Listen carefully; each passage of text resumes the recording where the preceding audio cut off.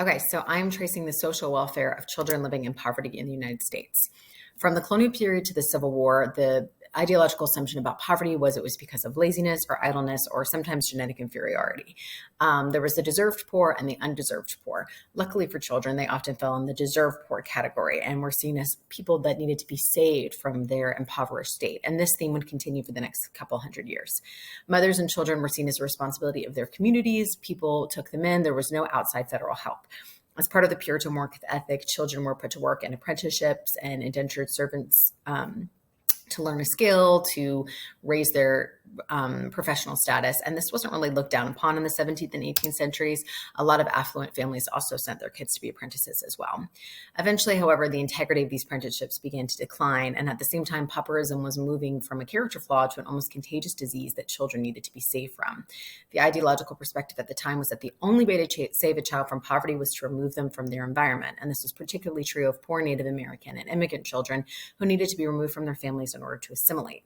By 1851, there were 77 orphanages, most of them privately owned by things like religious groups, but some were publicly funded if they were for specialty groups like delinquents or disabled. And the Civil War added to the need of orphanages because of casualties and displacement. And by 1880, that number of orphanages had grown to 600. So strong was the belief that separating children was the answer that the founder of the Children's Aid Society of New York believed in shipping children away from their family and connections to go live with foster families out west. By 1875, Brace was shipping 4,000 orphans a year, and this continued into World War I, where 120,000 orphans had ridden the orphan trains. Not surprisingly, this legislation wasn't effective. Orphanages were deplorable, inhumane places that did not reform anyone, and parents were so afraid of having their children taken away from them that they didn't want to report the need for aid. As almost proof to how bad the policies in the past had been, the turn of the 20th century was not a good time for children. 1 in 5 children died before the age of 5, and 2 million children between 10 and 15 were working in factories and farms.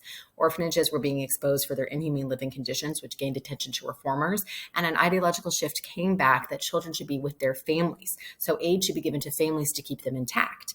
In 1912, Taft signed the Children's Bureau into legislation, which was a catalyst in child welfare reform, and this time was also marked by the beginning of efforts to end child labor. Legislators passed laws to prohibit interstate trading of goods made by children, and in World War I, governments could not contract with companies that utilized child labor. The Great Depression leveled the playing field of who could get poor, which helped ideological views towards all poor people. And during this time, there was the continued importance of keeping families intact, which led to legislation that aided families as a whole.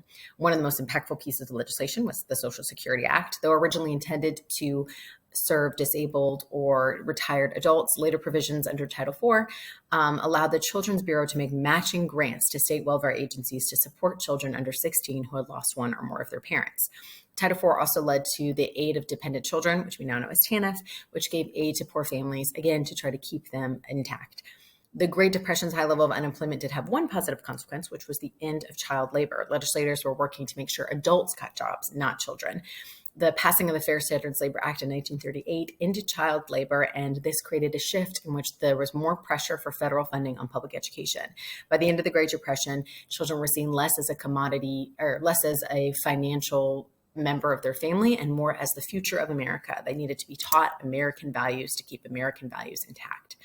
From the 1940s to the 1970s, there was a ton of political change, the civil rights movement, the feminist movement, and this ideological push to individual rights and the systems being things that kept people poor, not their own character flaws. This was a time that saw an increase in public schooling, and it created a system kind of similar to what we see now. In fact, high school graduation rates doubled between 1940 and 1970. These were due to things like shift in ideologies that government should provide for the well-being of children, which was talked about in the 1950 White House Conference on Children, the emphasis on 1950s values, which could be solidified through American education, and also, interestingly, the launch of Sputnik made legislators nervous about the academic performance of American youth. Some other important pieces of legislation were the National School Lunch Act of 1946, which provided permanent federal funding to feed impoverished school children. Medicaid was created in 1965, which paid for some or all medical expenses of children living in poverty.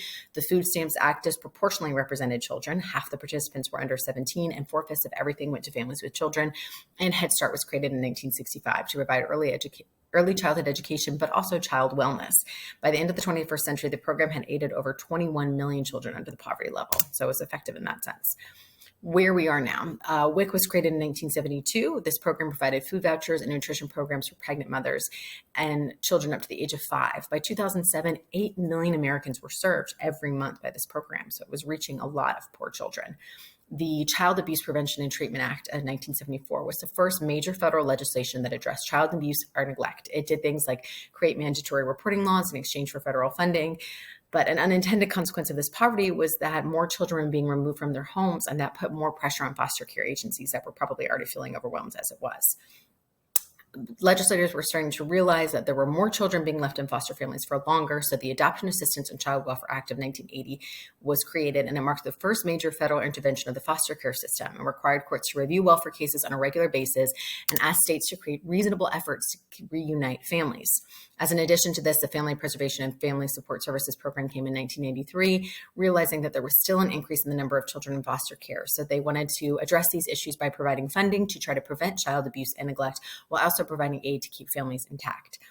Things like the Earned Income Tax Credit and the Child Tax Credit added to families' ability to support their children. The CTC was eventually raised to $2,000 per child in 2007.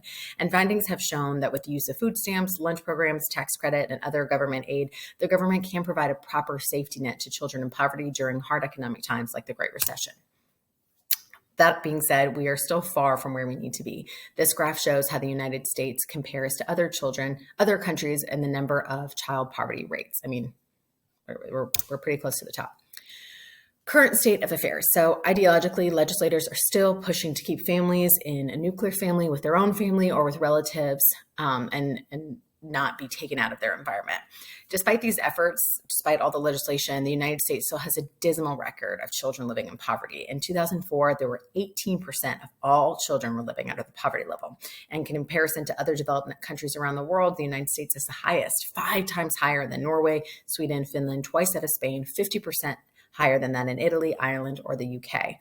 It seems that we're still addressing all the symptoms of poverty rather than trying to rectify the issues. And it seems the issue of keeping families intact is a retroactive one. Legislators focus on reuniting families after they've already entered the system, or providing relief after they've already fallen below the poverty line. Until American legislators can focus on the systematic issues that keep families below the poverty line and keep families living in impoverished conditions, we will not be able to